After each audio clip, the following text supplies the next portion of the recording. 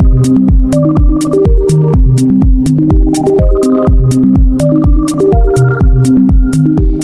welcome back everyone to Passion Studies. My name is Dikshant Sharma and today in this video we are going to continue with your chapter number 1, that is structural change of book 2 Sociology class 12th. So basically this is the last part of this chapter, part number 4 and इसी part में हम last topic को देखेंगे। इस chapter का जो last topic है वो है the 3 levels of urbanization observed in modern India. ठीक है, बेसिकली ये पार्ट बहुत ही इंपॉर्टेंट है। वाई?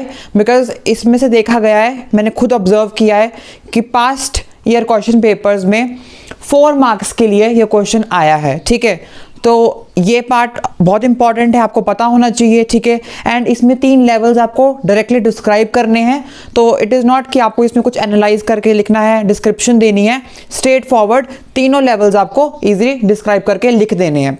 ठीक है, उससे पहले जब भी आप लिखेंगे इंट्रो में आप थोड़ा अर्बनाइजेशन को बता सकते हैं, लास्ट जो 2 डिकेड्स है उसमें जो पैटर्न में चेंज आया है अर्बनाइजेशन के, उसको थोड़ा डिस्क्राइब कर सकते हैं। ठीक है, थोड़ा डेटा को आप रिप्रेजेंट कर सकते हैं। एंड उसके बाद जब आप एक्सप्लेनेशन देंगे, मींस 3 लेवल्स को डिस्क्राइब करेंगे, उसके बाद आपने लास्ट में कुछ एग्जांपल्स फ्रेम करने हैं एंड कंक्लूजन देके उसको एंड कर देना है आंसर को। Introduction, explanation and conclusion, these are the 3 main elements of answer writing. अगर आप इसको स्किप करते हैं तो फुल मार्क्स लेने के बहुत कम चांसेस रहते हैं। Very few examiners give then full marks, क्योंकि थ्योरी पेपर होता है एंड थ्योरी पेपर में आपको मार्क्स फेच करना of course it's not a easy task. तो हमेशा स्ट्रक्चर में अपने आंसर्स को लिखिए। I keep telling these things again and again. Why? Because हमारा मोटिव है फुल मार्क्स लेना। अगर आप फुल मार्क्स लेके सोचोगे तभी आप उस ग्राफ में लाई करोगे। अगर हम सोचेंगे कि चलो ठीक है 100 आउट ऑफ 95 90 तक आ जाएं, तो उससे हमेशा कम आएगा। हमेशा सोच के चलो कि I have to do my 100%। ठीक है, and then of course the result will be on the higher scale. And of course ही बात है, आपके फुल मार्क्स भी इजीली आ सकते हैं। बहुत से स्टूडेंट्स हैं जो 100 on 100 सोशियोलॉजी में स्कोर करते हैं। ठीक है, सो talking about this topic, the 3 levels of urbanization observed in modern India. ठीक है, तो क्या हुआ basically that different kinds of urbanization witnessed in India in the first 2 decades of after the independence. ठीक है, अब क्या हुआ कि जब हम देखते हैं कि जब हमारा देश आज़ाद हुआ, जब हम लोग इंडिपेंडेंस के बाद हमने जो अर्बनाइजेशन देखा है तो उसमें एक चेंज आया है। ठीक है, उसका जो लेवल है वो भी अपलिफ्ट हुआ है।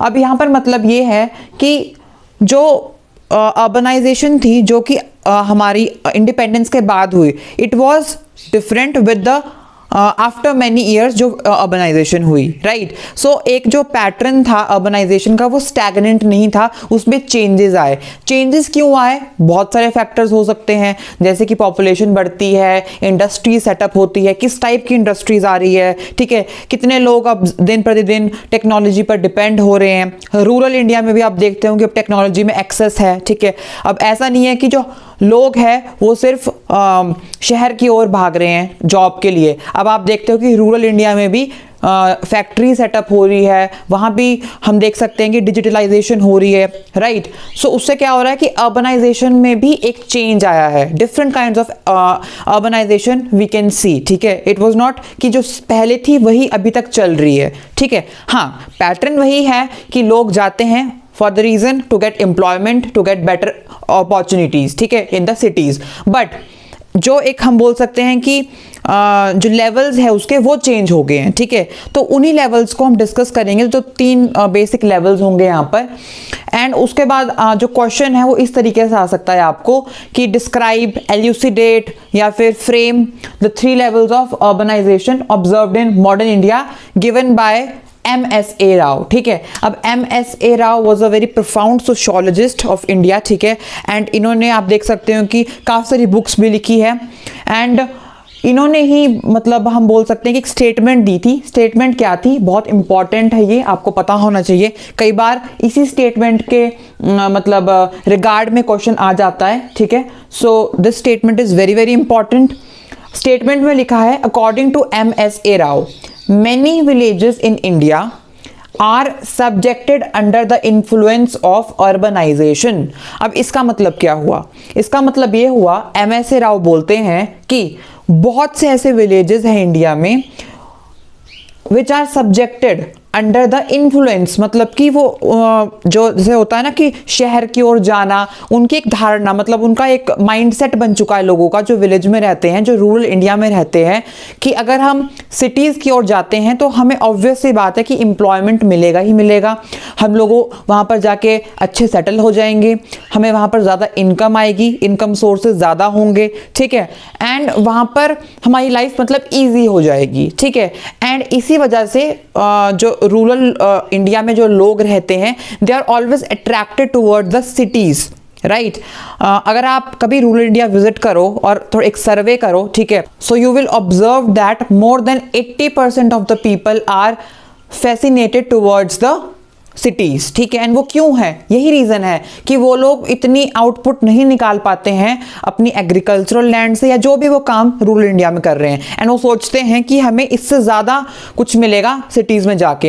And that's the reason MSA Rao ने बोला है कि मैक्सिमम विलेजेस, ठीक है, मतलब कि जो लोग रहते हैं, they are subjected to the influence. Influence होता है एक तरह से उसका प्रभाव पड़ना, किसका? अर्बनाइजेशन का। तो वो लोग इसलिए बहुत ज्यादा अट्रैक्ट हो रहे हैं किसकी तरफ? सिटीज की ओर, ठीक है। And which is actually not correct also and which is not right also. Y?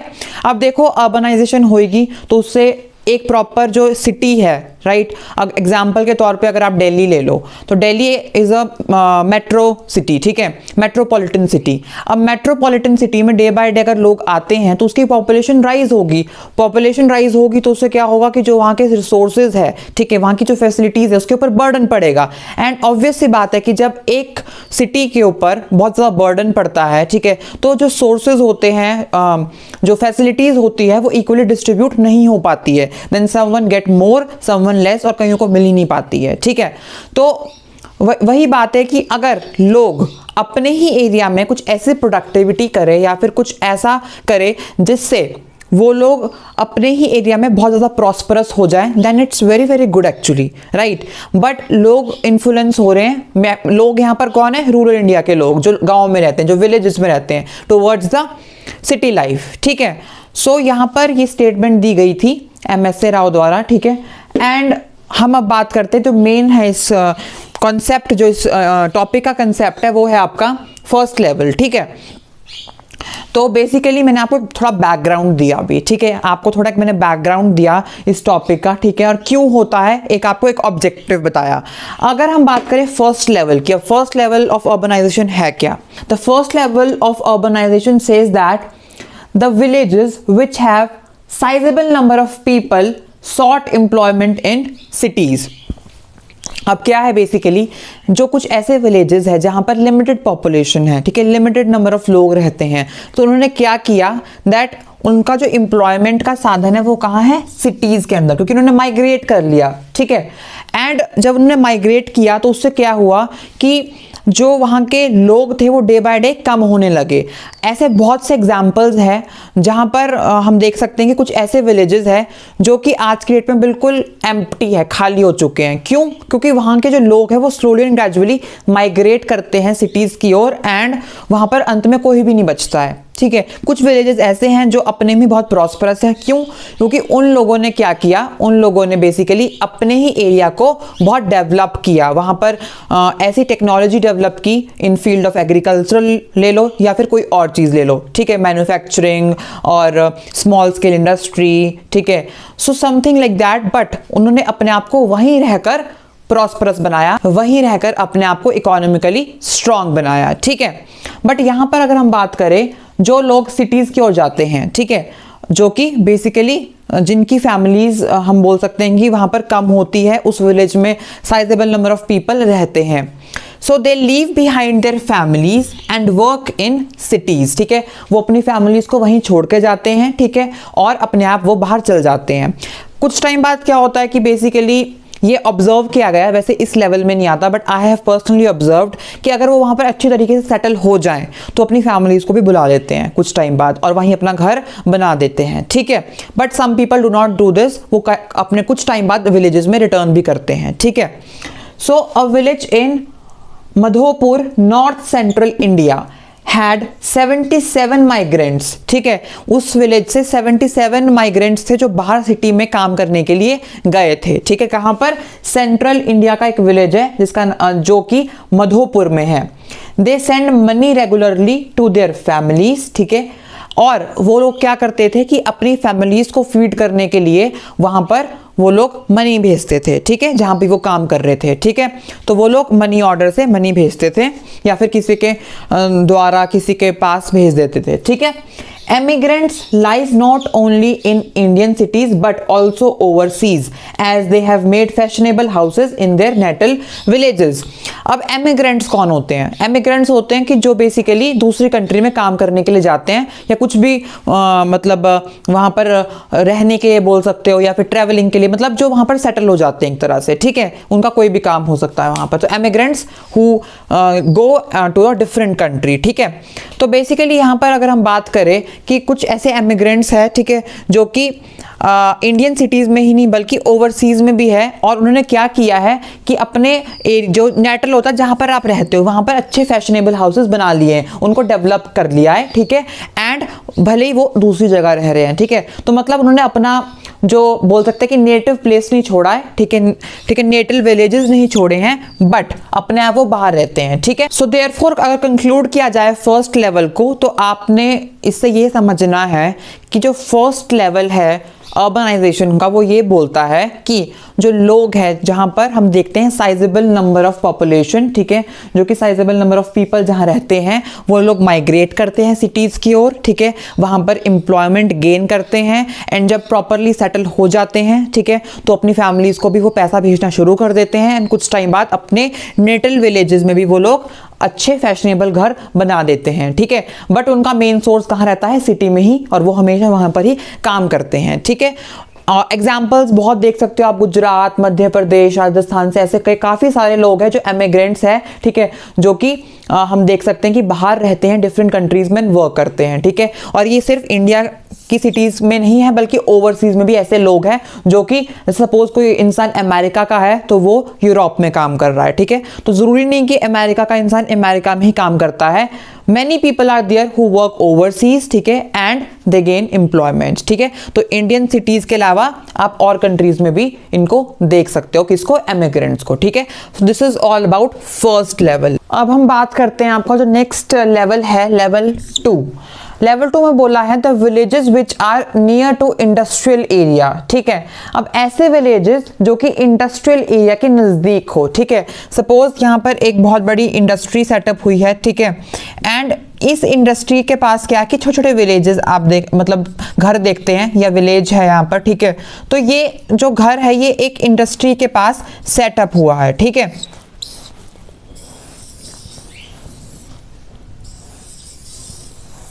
यहाँ से भी रास्ता है, यहाँ से भी रास्ता है, ठीक है। But this industry is near to these villages, ठीक है, या फिर these houses.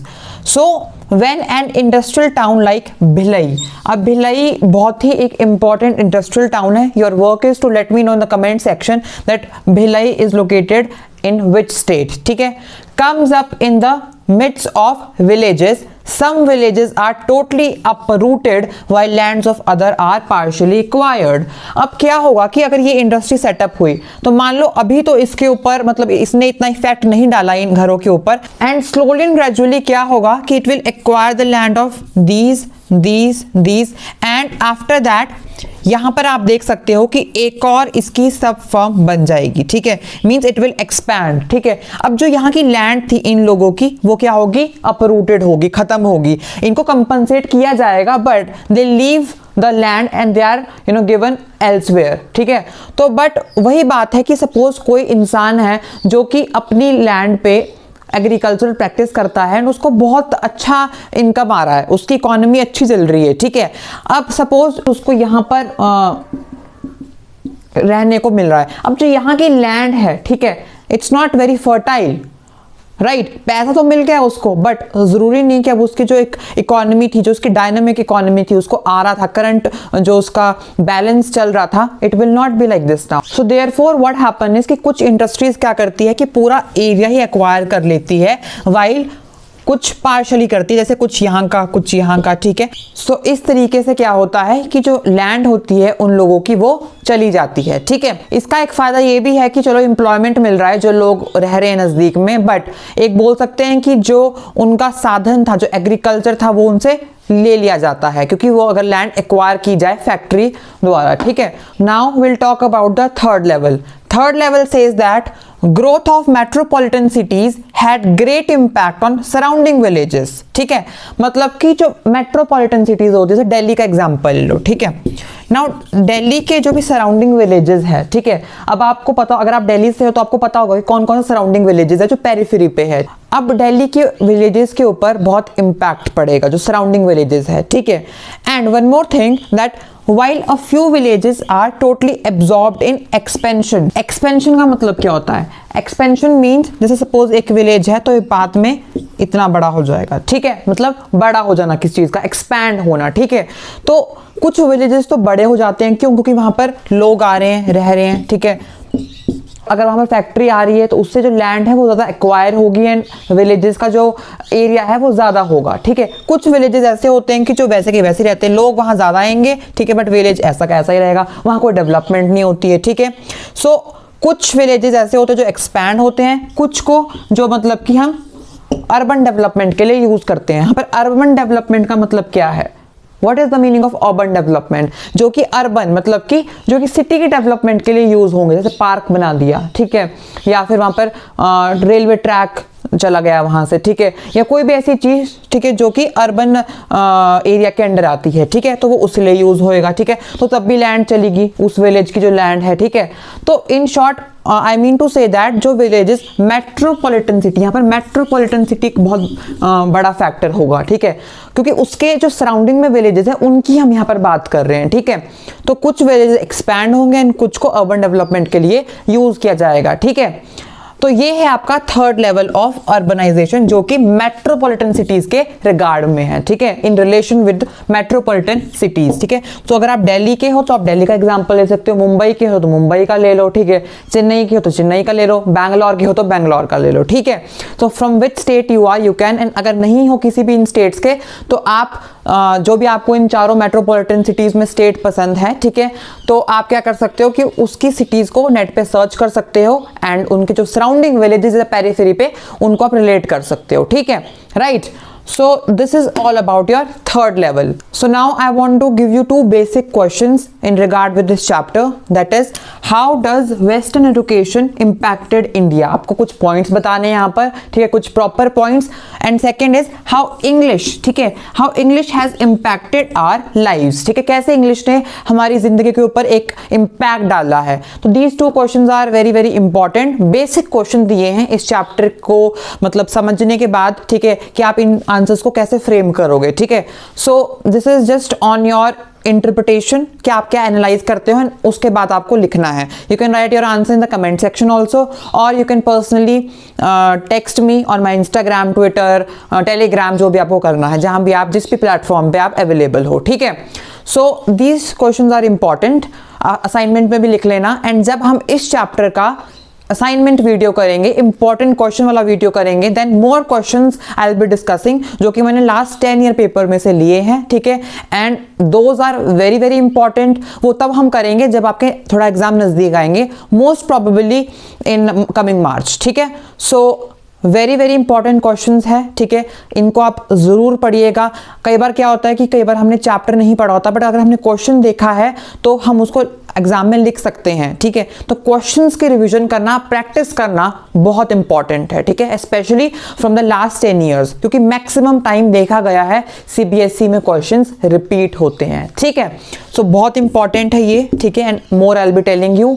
And one more thing, जो मैंने अभी आपको 3 लेवल्स बताए वो आपको बॉक्स में मिलेंगे, बॉक्स 1.10, ठीक है। तो बॉक्सेस भी मैंने साइड बाय साइड कवर करवाए हैं, ठीक है, जो कि मुझे इंपॉर्टेंट लगे, ठीक है।